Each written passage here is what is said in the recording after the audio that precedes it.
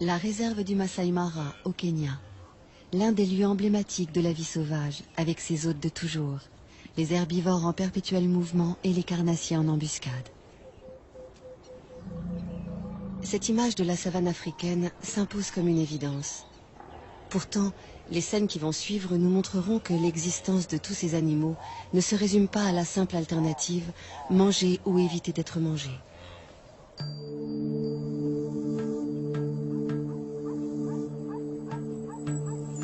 Le jour se lève sur le Masai Mara, une savane arbustive qui s'étend sur 1500 km², près de la frontière de la Tanzanie. La réserve doit sa renommée à l'impressionnante migration des gnous, qui fuient chaque année la sécheresse des plaines tanzaniennes. Au devant de la scène, une troupe de lions conduite par ce couple. Tout autour, les voisins qu'ils côtoient le plus fréquemment, zèbres, gnous, éléphants, impala, girafes.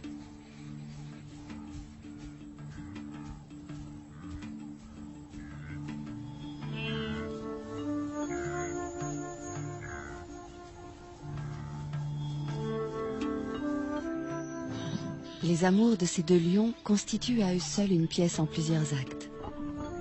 Le mâle a tout pour lui. Une magnifique crinière, un port altier, des yeux de velours dont il dévore sa partenaire. Mais elle se fait prier. C'est son rôle. Et celui du mâle est pour l'instant de la suivre comme son ombre.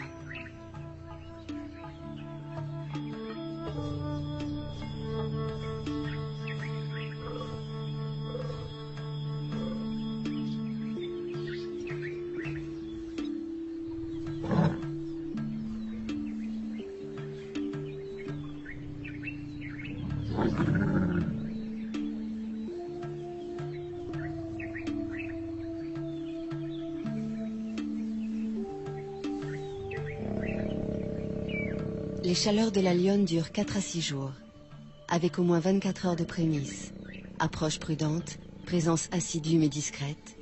D'ici à ce qu'elle consente, le mâle devra faire preuve d'une patience héroïque.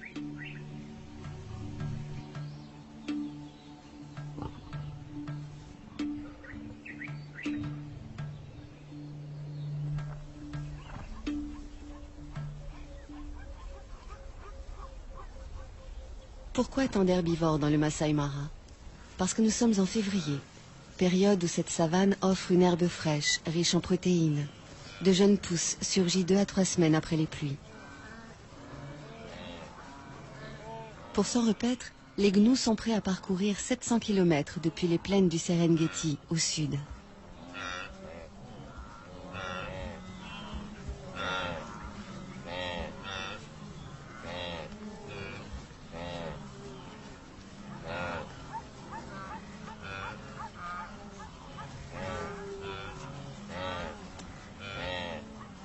Les zèbres font le voyage eux aussi, en bonne compagnie avec les gnous.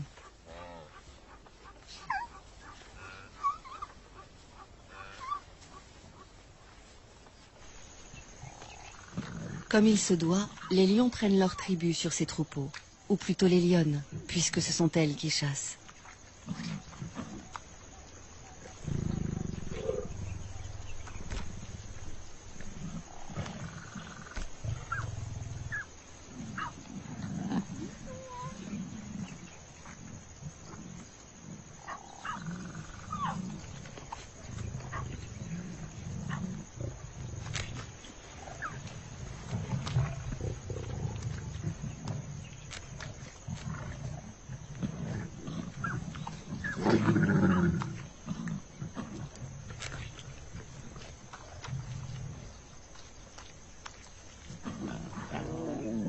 Entre les lionnes, il n'y a pas de préséance. Chacune dévore autant qu'elle peut. Les lionceaux, qui ont encore leurs dents de lait, ne peuvent pas mordre dans la chair comme les grands. Si on les a conviés au festin, c'est pour éviter de les laisser seuls sans surveillance. Et aussi pour les familiariser avec l'odeur du sang, éveiller leur instinct de chasseur.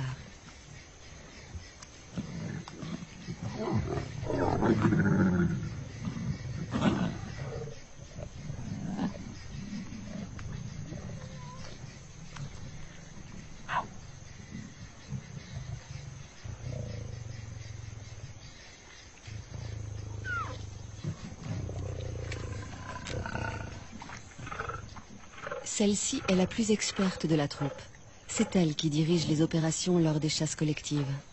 Une fois rassasiée, elle surveille les alentours. Une aussi belle prise pourrait attirer une troupe rivale, et alors gare aux petits.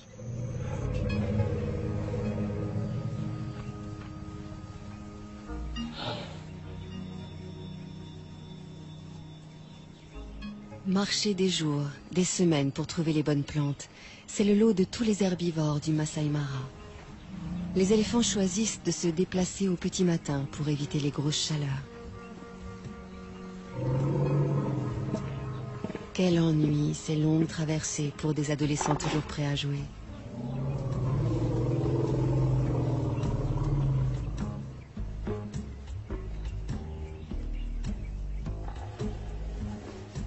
C'est la matriarche, une éléphante âgée et expérimentée qui prend systématiquement la tête du cortège. Elle connaît par cœur tous les chemins à emprunter pour parvenir aux sites les plus abondants en nourriture. Elle tolère de loin en loin une récréation. Les jeunes en ont besoin pour s'exercer aux grandes bagarres de l'âge adulte. Mais lorsqu'elle estime qu'il est temps de repartir, personne ne s'attarde. Enfin, presque personne. Cet éléphanteau n'arrivait pas à sortir de sa sieste et il a fallu le secouer un peu.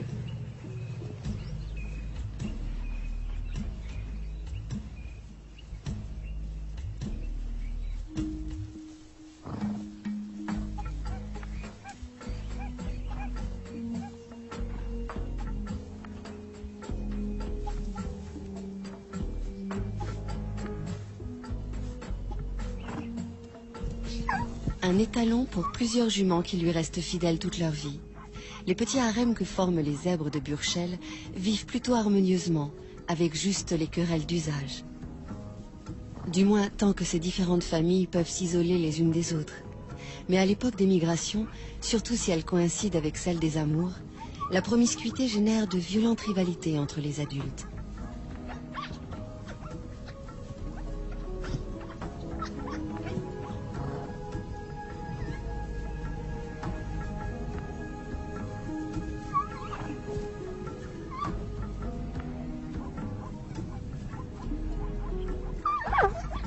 Les poulains s'entraînent le plus tôt possible à ces joutes équestres, pour pouvoir défier un jour le chef d'un harem et échapper, le cas échéant, aux griffes ennemies. Une ruade bien placée peut tuer une lionne.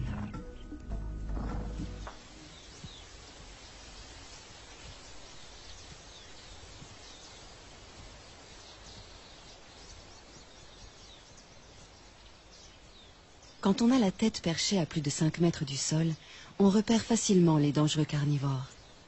C'est l'un des avantages de cette morphologie insolite.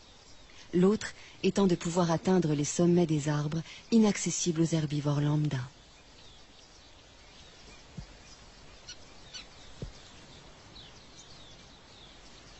Ces deux girafes de l'espèce Maasai sont des mâles, des rivaux essayant par de curieux balancements de s'intimider l'un l'autre. Aucun des deux ne voulant abandonner, il va falloir en venir au coup.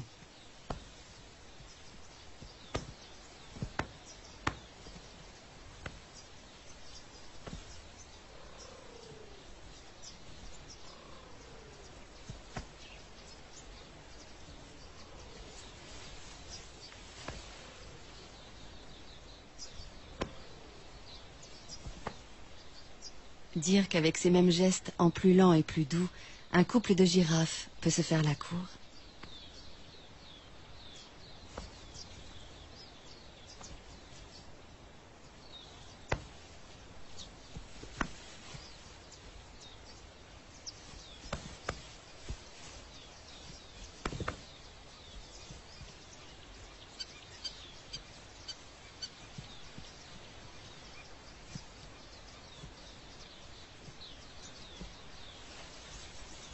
Les girafes Maasai vivent en petites troupes sous la coupe d'un seul mâle.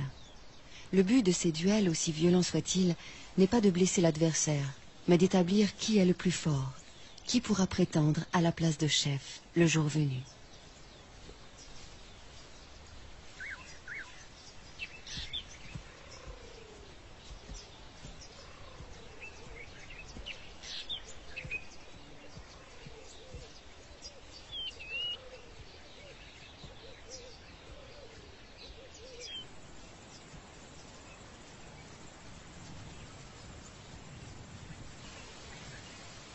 À longueur de journée, les troupes qui comptent parfois jusqu'à 30 ou 40 femelles et jeunes se déplacent pour chercher de la nourriture.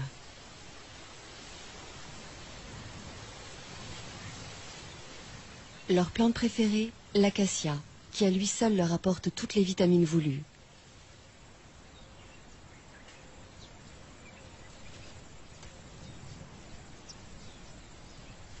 L'acacia est hérissée d'épines, mais peu importe. Les girafes ont la bouche totalement insensible et la langue assez souple pour détacher les feuilles sans s'égratigner.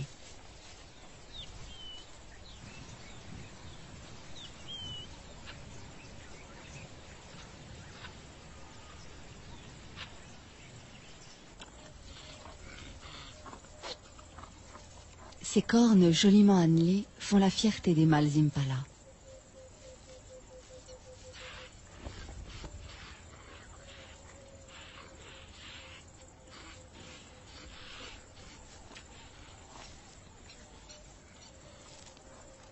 Elles peuvent mesurer jusqu'à 80 cm et ont un pouvoir de séduction qui ne laisse aucune femelle indifférente.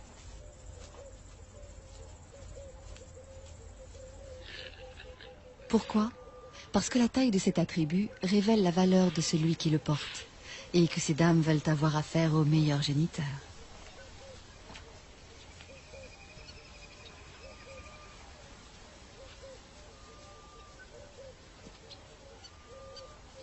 À la saison des amours, le mâle dominant s'approprie un vaste territoire. Les femelles qui traversent son fief sont à lui et il repousse quiconque essaie de les approcher. Une tâche exténuante, surtout que ces harems de 100 femelles ou plus attirent de nombreux prétendants fortement motivés.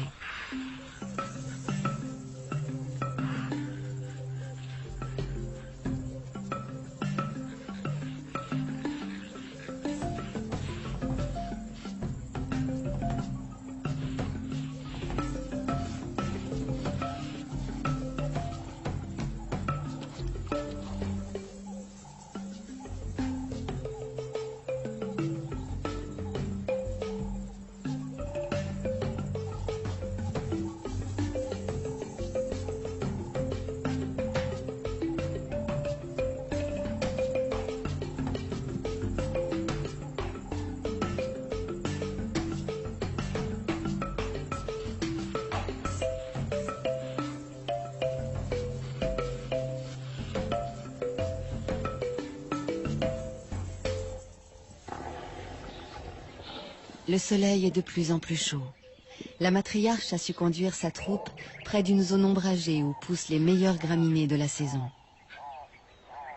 Ces moments de convivialité incitent à échanger. Les éléphants ont une façon très touchante de se saluer ou de se déclarer leur affection mutuelle.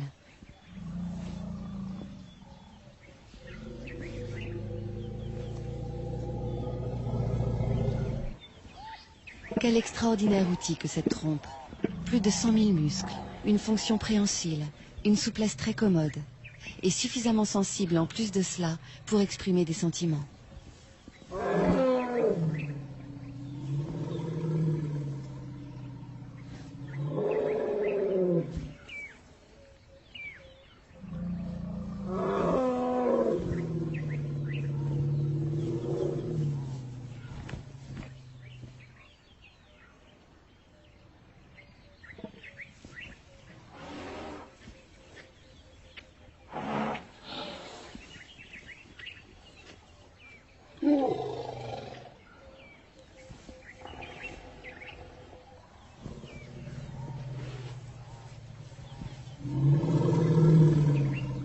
Lors de ces pauses, les éléphanteaux restent constamment sous bonne garde.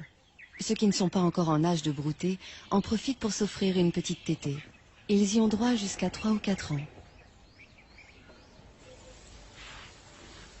L'autonomie commence bien plus tôt pour les petits impalas. Ils ne sont allaités que pendant 5 mois, après quoi ils doivent brouter comme les adultes et surtout être capables de suivre le mouvement du troupeau. Par contre, pour avoir un territoire à eux, les jeunes patienteront jusqu'à l'âge de 4 ans. Ce temps d'attente se passe au sein de la harde.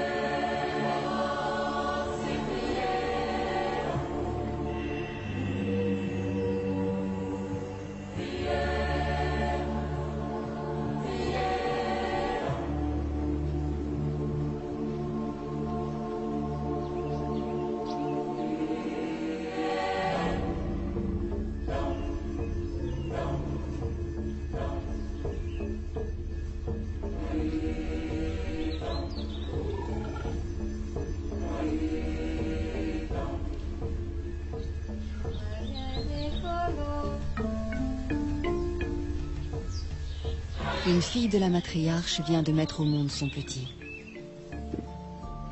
Il est déjà debout, mais bien chancelant encore. Et pendant un assez long moment, la mère et l'éléphante restés pour l'assister vont l'encourager à tenir sur ses pattes pour aller téter.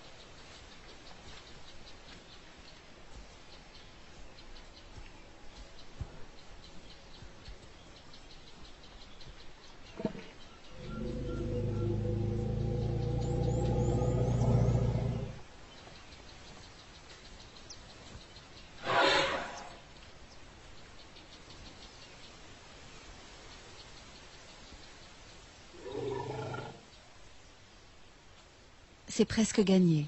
Qu'il tète goulûment et il aura trouvé la force de vivre. Il grandira entouré de sa mère et de ses auxiliaires d'éducation. Tante, marraine, grande sœur. La doyenne de la troupe se charge instinctivement d'entretenir et de transmettre la mémoire collective de la famille. Elle sait où trouver les meilleures étendues d'herbe, aussi bien que les points d'eau. Et à la mi-journée, rien à faire. Il faut boire.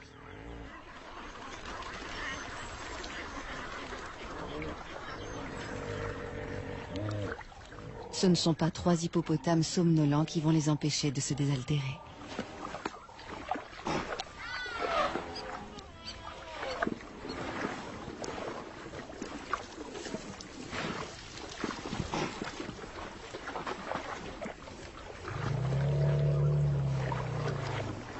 « 60 litres d'eau par jour, c'est le minimum pour assouvir sa soif. Et dans l'eau de marigot comme celui-ci, il y a également des sels minéraux que les éléphants ne trouvent nulle part ailleurs.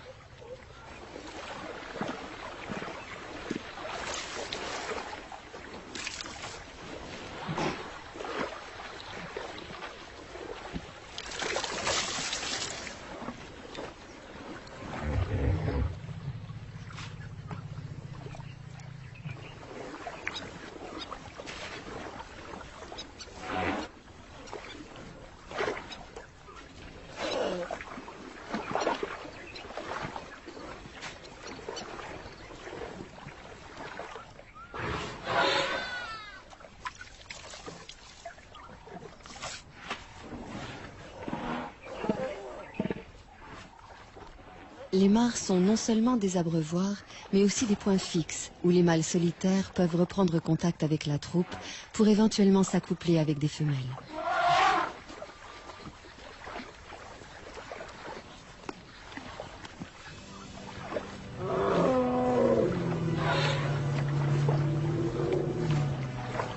Cette mare ne leur a servi qu'à se désaltérer.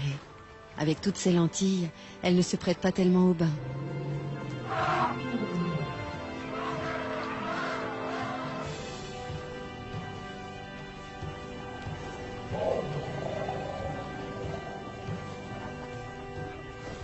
Le bain est indispensable pour éliminer les poux qui s'incrustent dans les replis de la peau.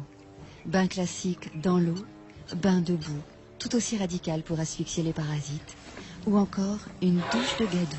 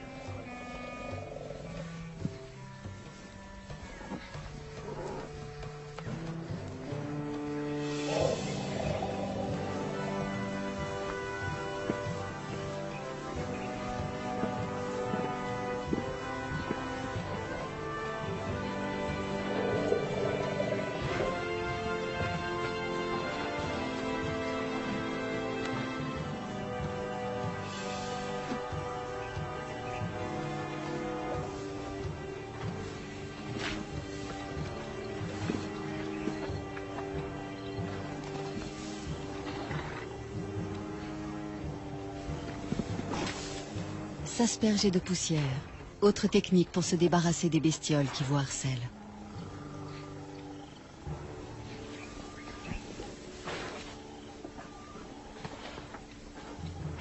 Pour les soins d'hygiène, les buffles s'en remettent à un nettoyeur professionnel, le piquebœuf, ravi de trouver de la nourriture à si bon compte.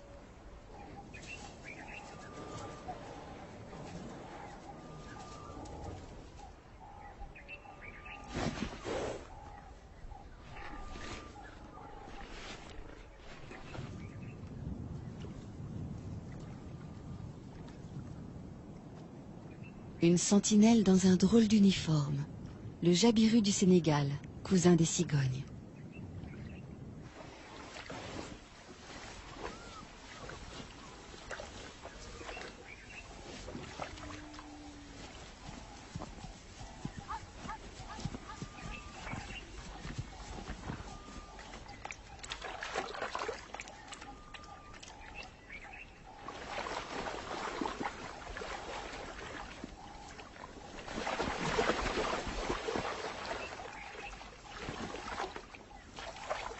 Trouver de quoi boire est une obsession quotidienne pour toutes les espèces de la savane. Chez les zèbres, un étalon est plus sûr de séduire des femelles s'il choisit un territoire près d'un point d'eau.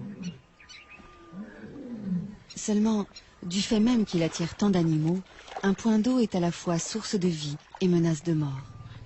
Car souvent les prédateurs sont embusqués non loin.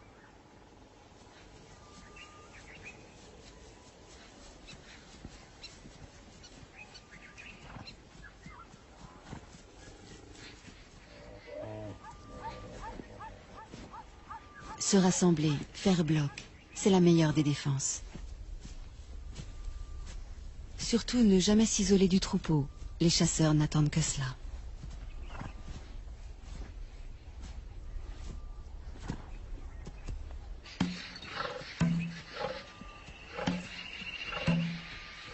Pour une fois, les zèbres se sont affolés inutilement.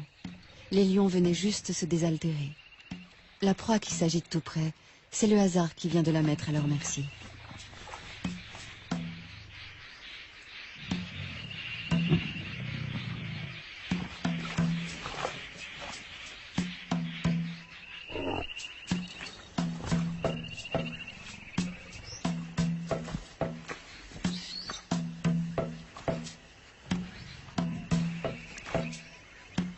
Le jeune mâle aussi a du mal à se dépêtrer de la vase. Mais hélas, moins que le zèbre lourdement handicapé par son poids.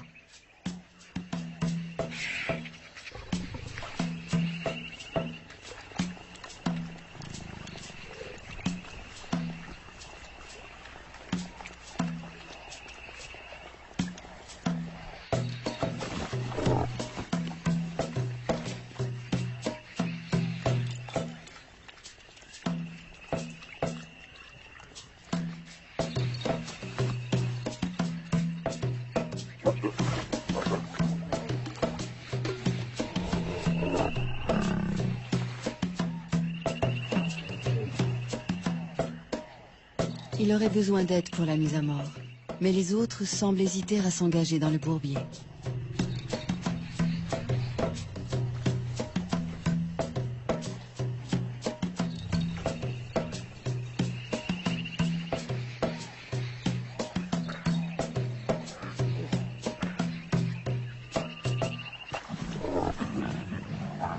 Certains préfèrent chahuter pour l'instant. Il ne leur reste plus beaucoup de temps pour ces jeux insouciants. À 3 ans, ils seront expulsés de la troupe, priés de se débrouiller seuls et de trouver ailleurs un groupe de femelles à séduire.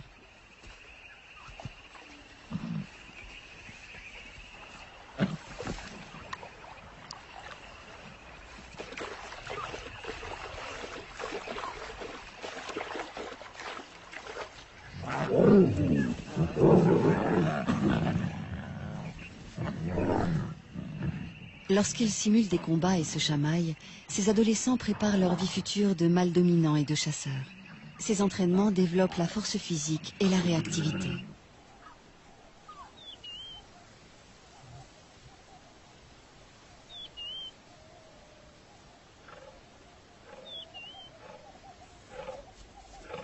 Quand la troupe est occupée ailleurs, Une lionne se charge de garder les lionceaux. C'est une des règles de leur système communautaire. Ne jamais laisser un petit seul.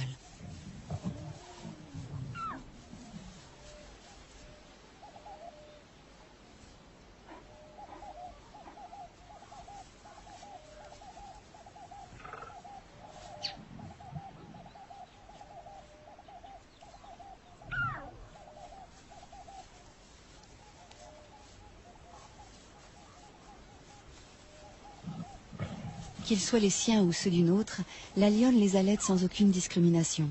Chaque femelle de la tribu est à la fois mère, nourrice et marraine. Pourquoi faut-il éviter à tout prix de laisser les lionceaux livrés à eux-mêmes? Par crainte des hyènes, qui peuvent rôder dans la savane, mais aussi à cause des lions eux-mêmes.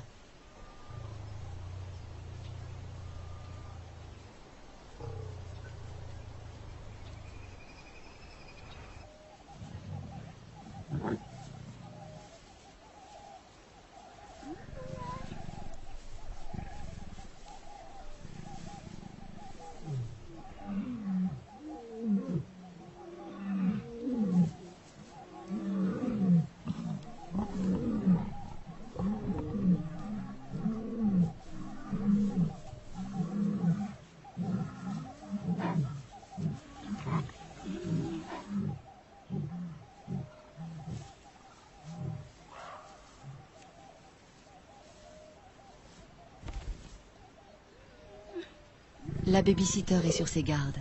Elle sait bien que les jeunes mâles célibataires qui errent en quête d'une troupe à conquérir sont parfois affamés, hargneux, donc dangereux.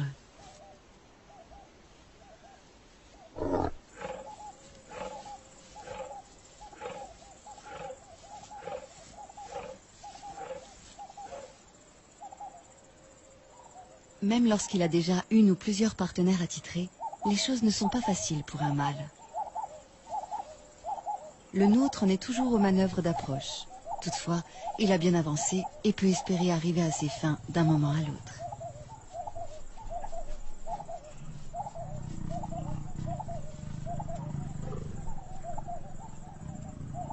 Le premier des quelques 200 accouplements qui auront lieu pendant leur idylle.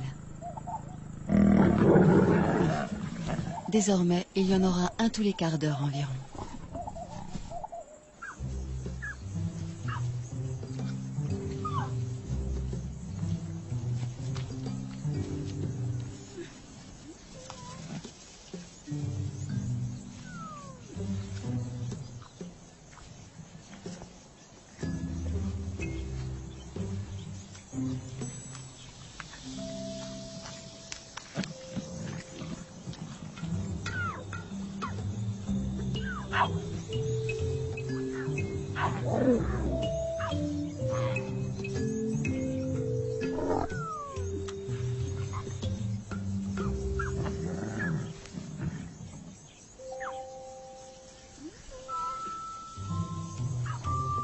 Autour d'une proie, les lionnes n'ont pas la même patience que pendant les longues siestes, les heures où il fait trop chaud pour remuer la moindre oreille.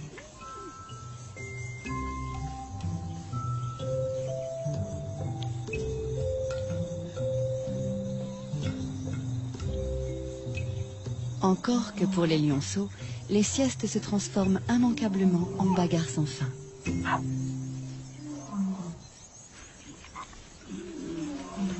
À cet âge déjà, jouer n'est pas seulement s'amuser. Avec les galipettes, les culbutes, les courses-poursuites, les lionceaux apprennent à ajuster leur comportement, à contrôler leurs gestes. C'est ainsi qu'ils établissent leur rapport hiérarchique et leur code.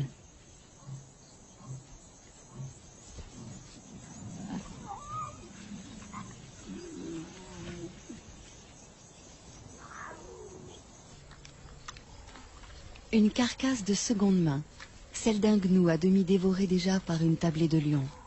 Les éboueurs de la savane ont pris leur place. Une fois abandonnée, une charogne est à tout le monde. Les chacals n'ont pas plus de droit sur elle que n'en ont les marabouts.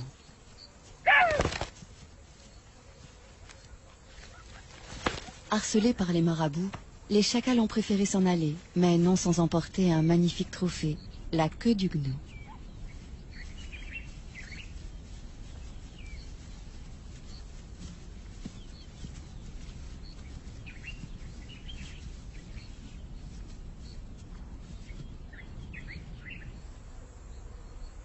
L'un d'eux a eu finalement des regrets. Pourquoi avoir délaissé une si belle proie? La mémoire ne tarde pas à lui revenir.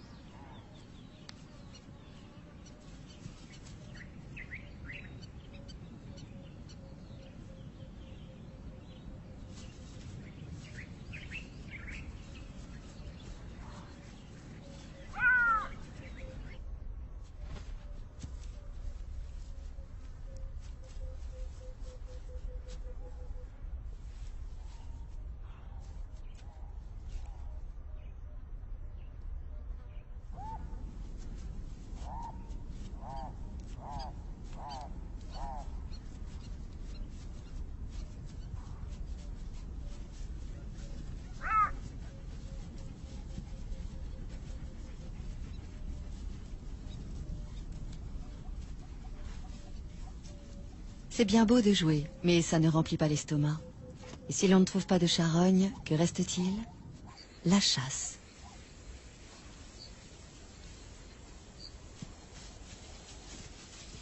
Les topis, comme les gnous, savent utiliser cornes et sabots quand il s'agit de défendre leurs petits.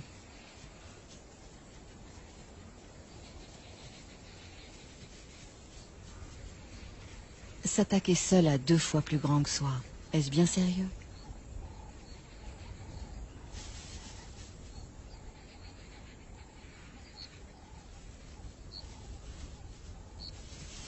Il faudrait, c'est évident, s'y mettre à plusieurs, mais où sont les renforts?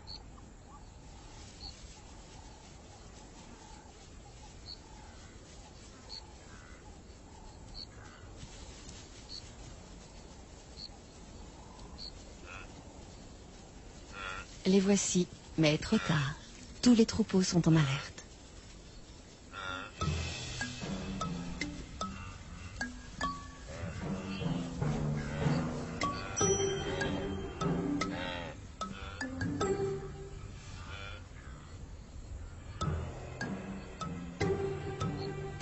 Des gnous, on connaît surtout les immenses cortèges marchant vers leur terre promise.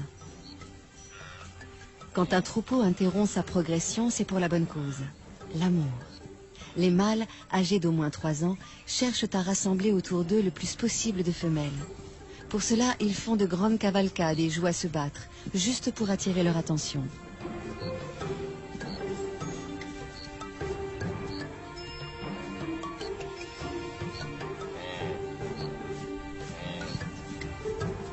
La frénésie et la nervosité des gnous les poussent parfois à des comportements étranges, comme dans la scène qui va suivre.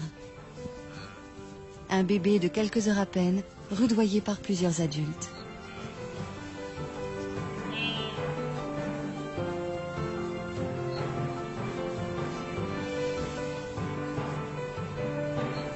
Veulent-ils l'entraîner à courir, pour lui apprendre qu'il faut toujours être prêt à fuir ou à suivre le troupeau sans trébucher? Ce n'est là qu'une hypothèse.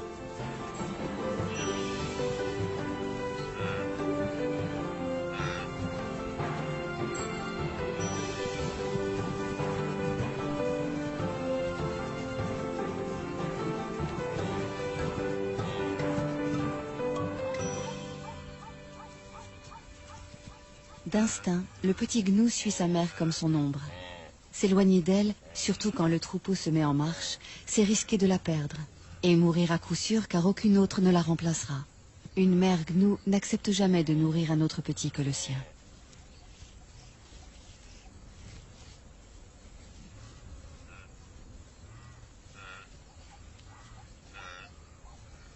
Parce qu'il doit se lancer sans délai dans cette vie itinérante, le bébé gnou est le plus précoce de tous les herbivores.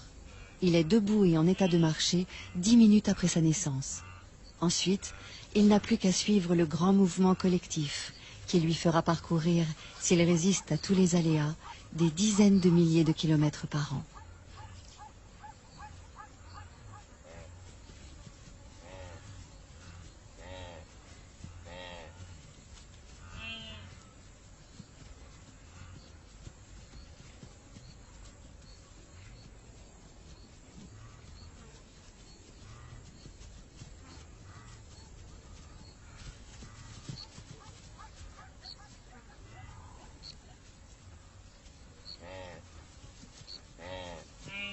tous ceux qui parcourent ces plaines herbeuses, que ce soit les gnous en troupeaux denses ou les taupiers et les zèbres beaucoup moins nombreux, tous, excepté les éléphants, ont à craindre évidemment les grands carnivores.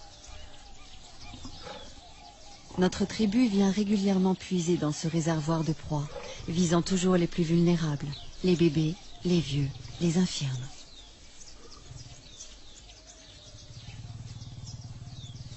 Sans doute les lionnes ont-elles fait bonne chère il y a peu, car la chasse n'est pas à l'ordre du jour. L'humeur est plutôt câline et espiègle.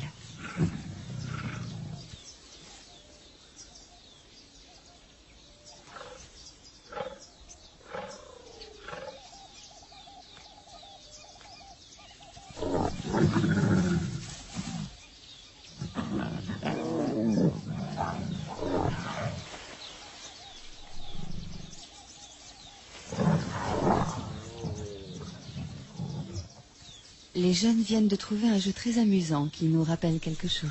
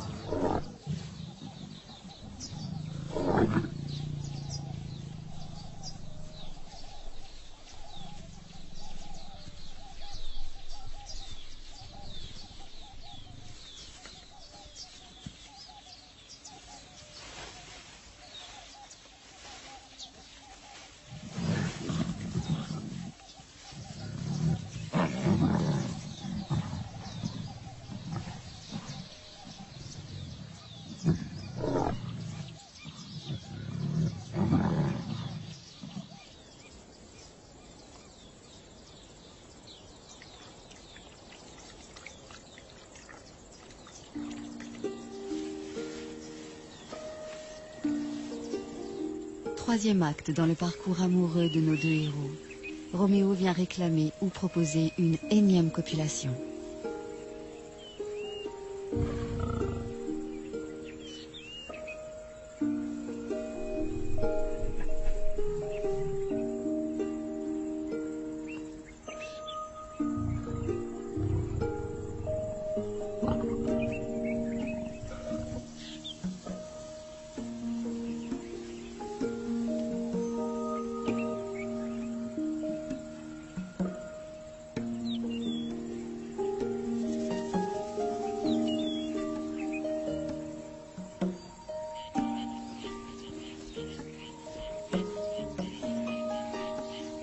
Le jour décline, il fait moins chaud, le moment que beaucoup attendaient pour aller boire.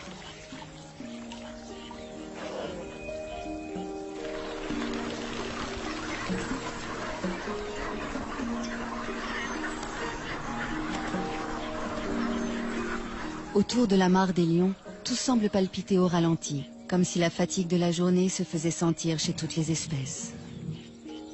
De ce côté, c'est même le repos complet. Certains, on les comprend, ont cédé à l'épuisement.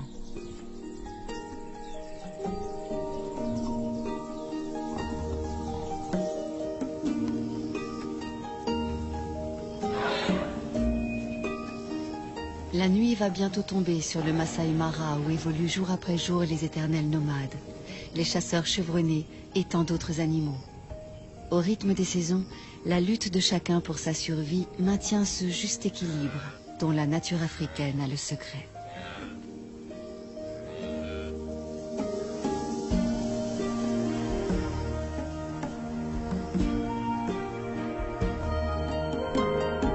Demain, nous gambaderons dans la nature australienne à la rencontre d'un animal bondissant, le kangourou. Mais pour l'heure, cinéma. Un face-à-face entre Jean-Paul Belmondo et Charles Vanel dans L'aîné des fers chauds de Jean-Pierre Melville.